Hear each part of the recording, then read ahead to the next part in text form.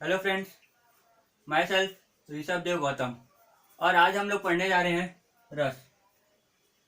इसमें हम लोग सबसे पहले पढ़ेंगे रस की परिभाषा। रस की परिभाषा क्या होती है? किसी भी कविता, कहानी या संग्रह को पढ़ने, देखने या सुनने से पाठक, श्रोता या दर्शक को जिस आनंद की अनुभूति होती है उसे रस कहते हैं। प्रातः रस के 4 अंग होते हैं। पहला स्थायी भाव, दूसरा विभाव, तीसरा अनुभाव, चौथा संचारी भाव। अब स्थायी भाव के 10 अंग होते हैं। ये हम लोग यहाँ पे देख रहे हैं, ये रहा स्थायी भाव, ये 10 है। उसके बाद आता है विभाव। विभाव के 2 भेद होते हैं। कौन कौन से? पहला आलंबन, दूसरा उद्दीपन। अब आलंबन में 2 प्रकार होते हैं, विषय आलंबन और आश्रय आलंबन। उसके बाद आता है अनुभाव। अनुभाव 4 प्रकार के होते हैं, शारीरिक अनुभाव, मानसिक अनुभाव, सात्विक अनुभाव, आहार्य अनुभाव। उसके बाद आता है संचारी भाव, चौथा। संचारी भाव कुल 33 प्रकार के होते हैं। ये हमसे ज्यादा पूछा नहीं जाता तो इसको हम लोग छोड़ते हैं। हम आते हैं स्थायी भाव और उसके उदाहरण में। पहला रस है श्रृंगार रस। श्रृंगार रस का स्थायी भाव होता है रति। अब श्रृंगार रस में संयोग और वियोग होते हैं। संयोग क्या है? नायक और नायिका को एक दूसरे के प्रति देखना, आकर्षित होना, स्पर्श करना आदि, ये है संयोग श्रृंगार। इसके उदाहरण लोचन मग रमाही उर आनी, दिनों पलक कपाट सयानी, ये संयोग श्रृंगार का उदाहरण है। अब वियोग श्रृंगार, नायक नायिका मिलने के लिए बहुत अत्यधिक आतुर हैं लेकिन मिल नहीं पा रहे। इसका उदाहरण हे रे मैं तो प्रेम दीवानी, मेरो दर्द न जाने कोई, सूली ऊपर सेज पिया की किस विधि मिलना होए, ये वियोग का उदाहरण था, वियोग श्रृंगार का उदाहरण। दूसरा रस है हास्य रस।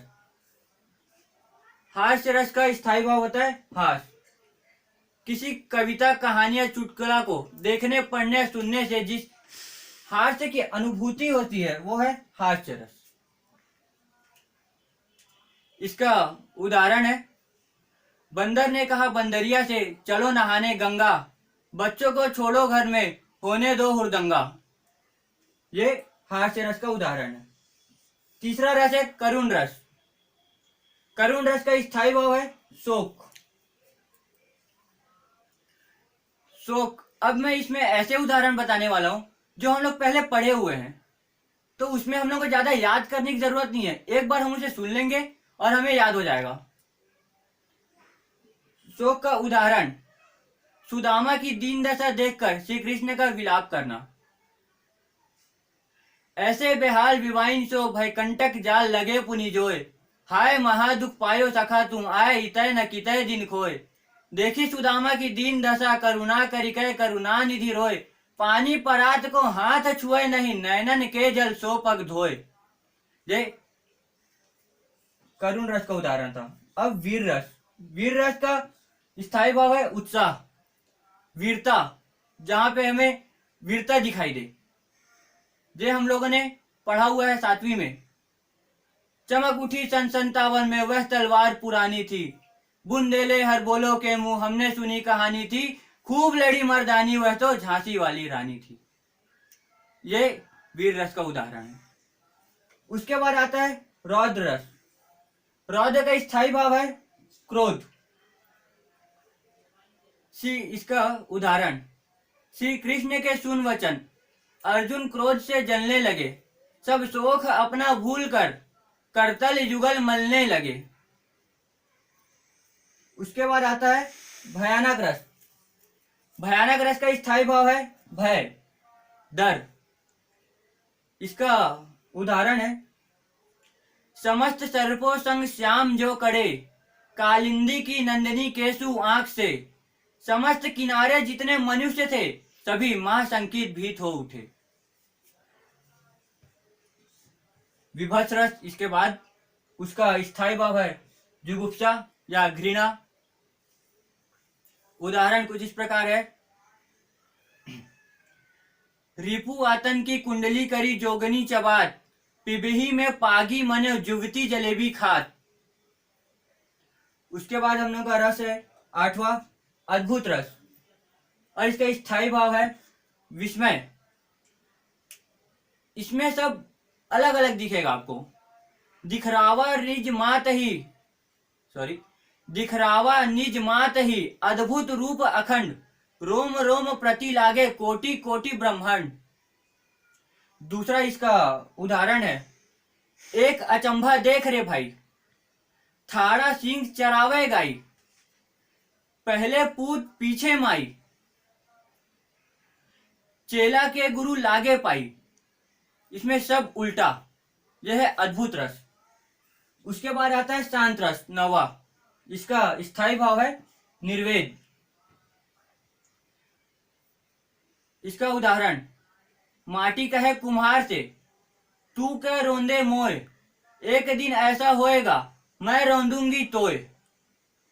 दूसरा उदाहरण, बड़ा हुआ तो क्या हुआ, जैसे पेड़ खजूर, पंथी को छाया नहीं, फल लागे अति दूर। इसका तीसरा उदाहरण है, बहुत ही आसान शब्दों में है, गुरु गोविंद दो खड़े, काके लागू पाए, बलिहारी गुरु आपनो, गोविंद दियो बताए। इसके बाद 10वां रस है और सबसे आखिरी वात्सल्य रस। इसका स्थायी भाव है स्नेह। इसके उदाहरण ये भी हमने पहले 8वीं में ही पढ़ा हुआ है, तो ये हमें और जल्दी याद होगा। याद कीजिए, मैया कब ही बढ़ेगी चोटी, कति बार मोहि दूध पियत भैया अजहू है छोटी, तू जो कहती बल की बेनी, यह हवा है लांबी मोटी, काढ़त गूढ़त नहवावत जैसे नागिन सी भुई लोटी, काचो दूध पियावत पची पची देत न माखन रोटी, सुर चिरचीव दो भाया हरी हलधर की जोटी। इसका दूसरा उदाहरण है वात्सल्य रस का ही, जिसका स्थायी भाव स्नेह है। यह हमने 10वीं में पढ़ा है।